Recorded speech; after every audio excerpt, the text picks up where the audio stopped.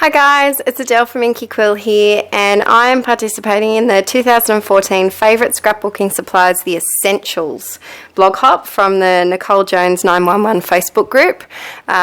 Beautiful Irit came up with this great idea, and I'm so excited to share some of my essential things that I have to use for scrapbooking. So let's get straight into it.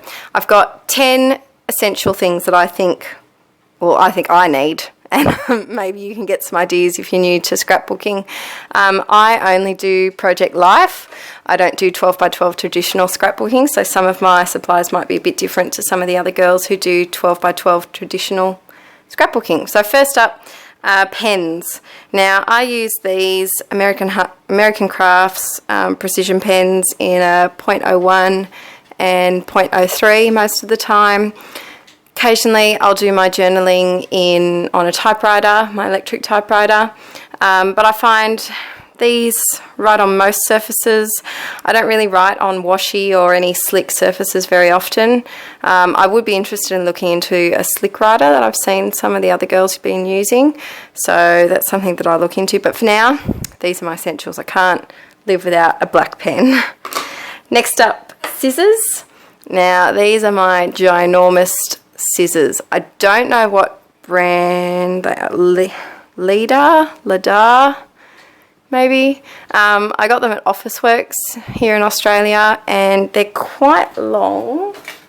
They're about, the blades are about 14 centimeters. So they're great for cutting out photos, and we want a really straight line, and they're sharp. They've lasted me for a long time.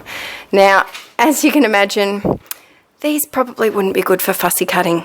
So I have some of these just American Crafts little scissors for my fussy cutting, and I just picked these up at Spotlight in a 4-pack, which was a really good deal. I think it was only about $14 or something for all 4 of them. They came in 2 different sizes, and I just find they've got a really nice clean cut to them.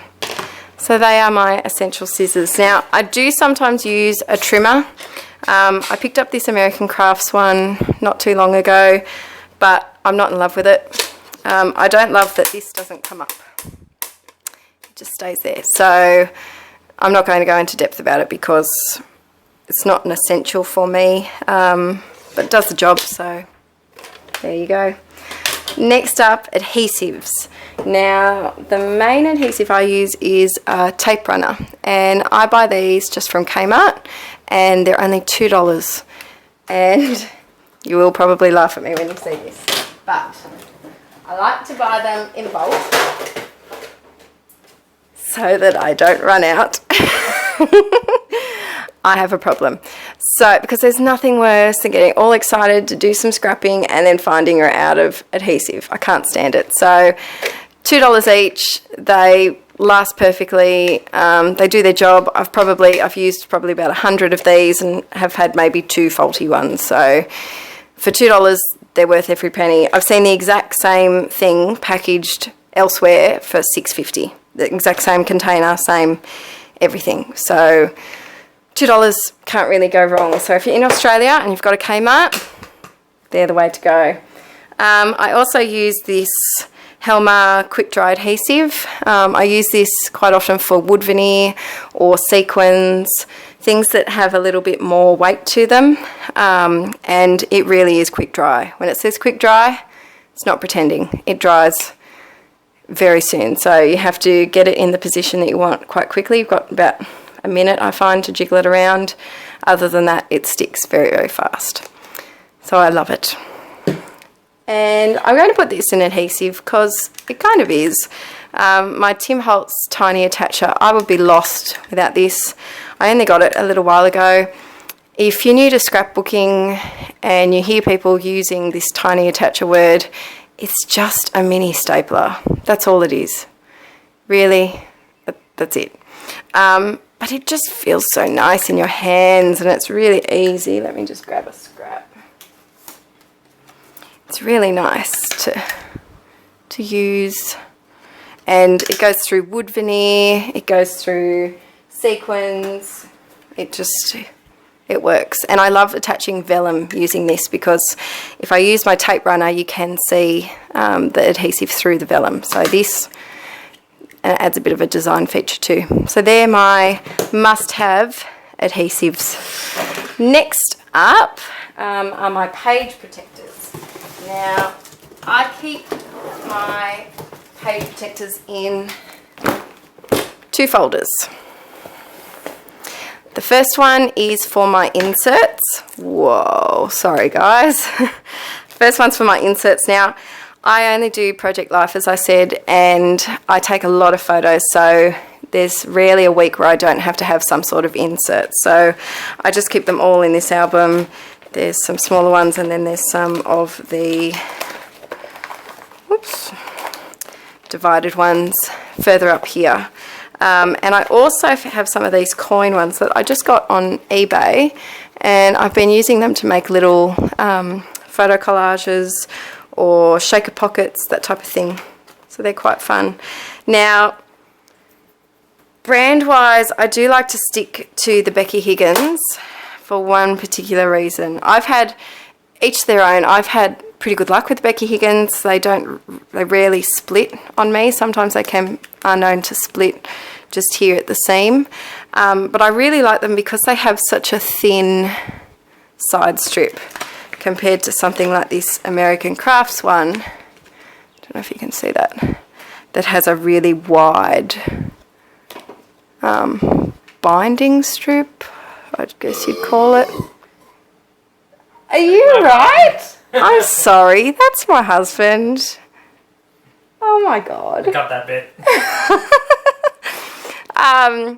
So yeah, I really prefer the Becky Higgins page protectors just because of this. I find if I use these ones, they do stick out further in my album, and I don't really like that. So I just stick to what I know and what I like. So this is my folder of inserts, and I find it's really easy to keep them in the folder because you don't have to worry about searching through a box or having them slide around or get broken. Not broken. They can't break. They get bent. That's what I meant. And then I keep my 12 by... Oh, I'm sorry. I'm going to film that again. And then I keep my 12 by 12s in this album. And I've just sorted them according to which letter page protector they are. So the Becky Higgins page protectors are all given an alphabet letter. So I start at design A, and I go all the way to design, what's my last one? Z. There you go. I don't have every letter. But I mean, I've got a pretty good memory for which letters are which now. Especially the first ones. I know that they're the oldest style. They're the traditional Project Life ones, and then the ones that towards the end are the ones that have the 4x4 pockets in them, so I don't feel like I need to label them. Majority of the time I use A, but I do like to include some of the other styles in my layouts too. So page protectors are an essential. Let's face it, I can't do Project Life without page protectors. Next up is stamping. I don't stamp a lot. Part of the reason may be when I moved house, they're here somewhere. I've lost most of my stamps. They're in a box, probably labelled by my husband as Adele Miscellaneous. So they didn't make it to the craft section of our house. I stamp only in black, which is helpful for cleaning, and I use Stays On. It's a permanent solvent ink, and I've had this one for maybe 3 years, close to 3 years, and it's going great. So Stays On is my essential ink. And then stamp wise, I've really gotten into these little catchphrase stamps and things. I've got some October Afternoon, Dear Lizzie, maybe Amy Tan, Heidi Swap. There's a few different ones in here, and I find that it's really easy. I don't have to muck around with acrylic blocks or really cleaning them afterwards because, yeah, they're just nice, quick, simple, boop, done. That's it. That's what I like in a stamp. My favourite one at the moment is this Studio Calico one. And I like the ones that have on the stamp what they've got, as opposed to these, because then you have to either go through and remember what's on there, or I often like to cut out the back that shows what's on them. So I really like this one, especially for the documented, the 5-star, epic, Instagrammed, and kind of a big deal, and those little arrows. They're the ones that I've been using most of the time. So that's my favourite stamp, my essential stamp. And another good thing with these two is when you stamp onto your ink pad, you can choose to just stamp either the phrase section or just the date section, which makes it quite a versatile stamp, as opposed to the ones that are just either phrases or just dates. So I like these 2-in-1 stamp deals. Next up, what am I up to? Oh, colour-coded cards. Now, an essential for me is this little guy. And in here, I have all of my, well, not all, I have 2 of these, all of my Project Life cards colour-coded. So if I go to the blue section, just focus that, all of my blue cards are here.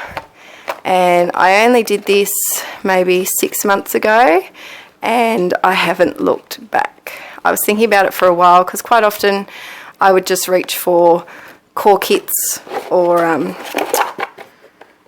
kits that I thought went with my photos for that week, and then a couple of weeks later I'd find the perfect card that I'd missed out on because I forgot that the craft edition had yellow in it or something like that. So I find that this is a lot easier for me because I do scrap by colour, not by kit. I like to mix up my bits and pieces rather than just following one core kit. I have a bigger explanation in my scrap room tour video about how I sort the cards as well as the other one, which is based on themed, if you want to have a closer look at that. Next up, got 2 more essentials. This little baby is also an essential for me. I am a bit of an embellishment junkie. If you've seen any of my layouts, you'll know that. And so I've limited it to 2 key embellishments. Just 2. Believe me, it took hours. Sleepless nights. I was up for a long time. No, I wasn't. But anyway. Oh, just broke it. I fixed it. Yay! My essential would be, first essential is wood veneer. I use it on every spread and I just can't get enough of it. I love attaching it with my tiny attacher. I love layering it on top of different papers or vellums. I love grouping it with the same shape but different sizes maybe, and I have them sorted out in, so I've got stars, hearts, arrows, alphabets and letters, and then miscellaneous bits and bobs. So wood veneer, an essential. The other essential, enamel dots. So this is my spotty pot of enamel dots, and I can't get enough of them. I love them. And I do buy a lot of the branded ones like Studio Calico, and what else have I got in here? We Are Memory Keepers, My Mind's Eye, a few different ones. But I also like to buy just these adhesive pearls that I get from $2 shop. I like to interlink them in. But yes, enamel dots, especially the smaller ones. It frustrates me when you get a pack and you use up all the really tiny ones. I use the tiny ones first. They need to make more tiny. If there's anyone out there, you need to make more tiny enamel dots, please. More of this size. A little cute size. Less of those. More of these. Less of those. More of these, please. And the last thing that I cannot live without, I'm going to take you on a bit of an adventure here. Hang on, let's see if this works. Whoop. The last thing I cannot live without is my Rascog. Now, crafters, I think, have bought 90% of the Rascogs in the entire world. I think without crafters, Rascogs would not sell, because they are, without doubt, the most easily filled piece of crafting furniture you'll ever find. Oh, thickers. I forgot thickers. Oh well. But I have two Rascogs. I have one on this side of my desk and one on that side of my desk. So I can't live without them. They are, even though they are not a tool, they are not something that I use in the physical layout, I cannot live without them for storage. So thanks for watching, guys, and please have a look at the other scrapbookers who are following the Essentials blog hop. The links will be in the description below. Have a look, and I love watching what other people think are the essentials, because we're all different, we all have different styles, and it's really nice to learn some ideas from other people. And hi to all the other people participating in the blog hop. So thanks for watching. Please like and subscribe. I've got 4 videos to upload today, so let's see if I can get them all up in time. Thanks for watching. Bye.